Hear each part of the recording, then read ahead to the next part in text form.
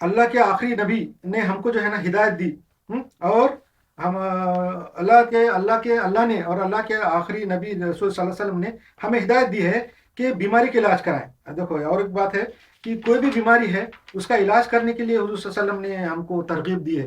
حضور صلی اللہ علیہ وسلم نے کبھی بھی نہیں کہا کہ تم جھاڑ پھونک کرو، وظیفے کرو، عمل عملیات کرو، قرآن کی آیت پڑھ کے پھونک دو، ایسا نہیں کہا ہے۔ کبھی کبھی انہوں نے اگر کیا بھی ہے تو کسی خاص مجبوری میں کیا ہے، کہ مجبوری کیا، اس زمانے میں دوائیں دستیاب نہیں تھی، ڈاکٹر دستیاب نہیں تھے، حکیم نہیں تھے، اور ایسے میں لوگ تکلیف میں اور پریشانی میں تھے، تو ان کے لیے ایک نفسیاتی علاج کے طور پہ بھی کیا تھا حضور صلی اللہ علیہ وسلم نے اور باقی صوفیہ کرام بزرگان دین نے، جو جھاڑ پھونک کرتے تھے، عمل عملیات کرتے تھے، وہ مجبوری کی حالت میں کرتے تھے کہ دوا دستیاب نہیں تھی۔ اگر دوا کی موجودگی میں، جب دوا موجود ہے تو پھر ہم کو دوا کرنا چاہیے۔ حضور صلی اللہ علیہ وسلم نے اپنے کام سے، اپنے عمل سے یہ ثابت کر کے دکھایا کہ بیماری کا علاج کرنا چاہیے۔ بیماری کا علاج کرنے کے لیے حضور صلی اللہ علیہ وسلم ترغیب دیے۔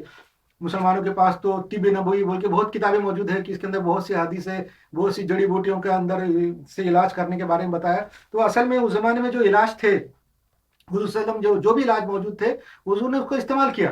ایسا نہیں ہے کہ پھر وہی علاج ہم کرنا چاہیے۔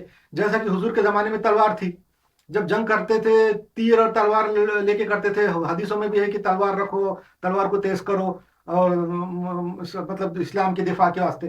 اس کا مطلب یہ نہیں کہ آج کے جدید دور میں ہم راکٹ اور میزائل اور یہ چھوڑ کے تلواروں کو تیز کرنے لگے، ویسا نہیں ہے۔ اس کا مطلب تلوار کا مطلب ہے ہتھیار کسی قسم کا۔ ویسے اس زمانے میں جو بھی جڑی بوٹیاں اور علاج تھے، حضور نے اس کو اپنایا اور کرنے کی ترغیب دی، تو ہمارا اس کا مطلب صرف یہ ہے کہ علاج کرنا ہے، وہ طریقہ علاج نہیں ہے جیسا کہ آج کل لوگ کپنگ کر رہے ہیں، حجامہ کر رہے ہیں، خون نکال رہے ہیں۔ اس زمانے میں حضور نے کرایا ہے، مگر وہ اس زمانے کی مجبوری تھی، اس زمانے میں علاج تھا، اور حضور یہ بتانا چاہ رہے تھے کہ جو بھی مروج علاج ہے، موجودہ علاج ہے، اس کا استعمال کرنا چاہیے۔ مگر ہم لوگوں نے آج اس کو یہ سمجھ لیا کہ وہی کرتے بیٹھنا چاہیے۔ وہ کرتے بیٹھیں گے تو پھر وہ تلوار کا جیسا معاملہ ہو جائے گا کہ آج کل جدید دور کے اندر تم تلوار لے کے اگر میدان میں نکل جائیں گے تو کیسا ہوگا۔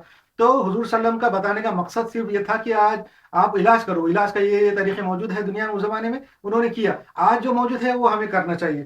تو اور عمل عملیات اور جو ہے تو یہ قرآن کی آیتیں پڑھنے کے اوپر زیادہ بھروسہ نہیں کرنا چاہیے، یہ کہ تو خلاف اسلام ہے۔ حالانکہ اسلامی ہے، قرآن میں حدیث میں سے بھی آپ کو پتہ چل جائے گا، مگر میں نے آپ کو بتا دیا کہ اس کی وجہ تھی حضور صلی اللہ علیہ وسلم نے اور بزرگان دین نے وہ مجبوری میں استعمال کیا تھا عملیات کا طریقہ، کیونکہ دوا کی موجودگی نہیں تھی، حکیم نہیں تھے، جڑی بوٹیاں نہیں تھی۔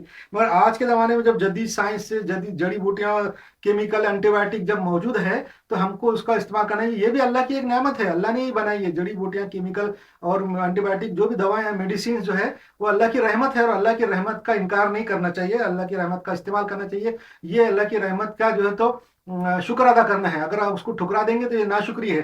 تو یہ بھی ایک ہو گئی۔